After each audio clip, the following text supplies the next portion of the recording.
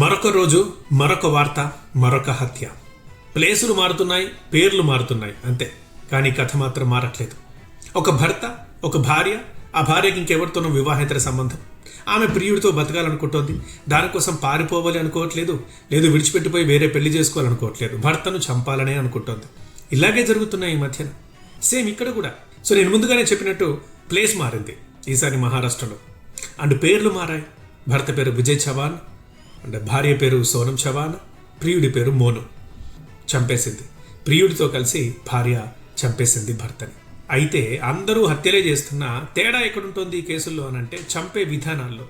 ఇక్కడ ఈమె ఏం ప్లాన్ వేసిందంటే, దృశ్యం సినిమానే ఫాలో అయిందో, లేకపోతే ఇంకే సినిమాలు చూసిందో, లేకపోతే ఆమె క్రూయల్ మైండోనేమో కానీ భర్తను చంపేసి తన ఇంట్లోనే, వాళ్ళ ఇంట్లోనే టైల్స్ తీసి అక్కడే పాతి పెట్టేసింది.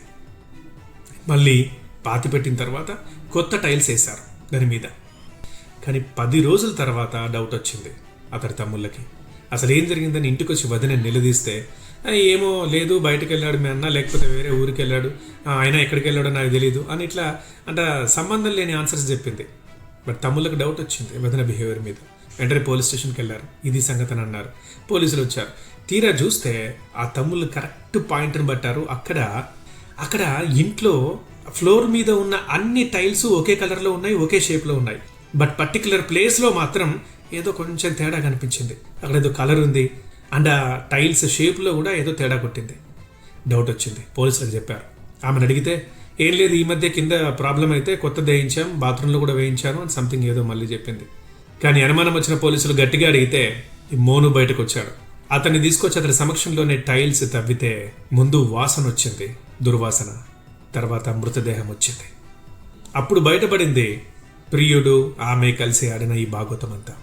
పాపం వాళ్ళిద్దరి పాపానికి ఫలితం ఆ భర్త అనుభవించాల్సి వచ్చింది. ఇప్పుడు వాళ్ళిద్దరూ కటకటాల్లో ఉన్నారు. బాధ ఏంటంటే ఇది మనం రోజు చెప్పుకుంటున్నాం, ఇవి ఆగట్లేదు. ఇక డౌట్ ఏంటంటే ప్రతిరోజు ఏదో ఒక వార్త వస్తుంది. ప్రతి వార్తలో ఎవరో ఒకరు హత్య చేస్తున్నారు.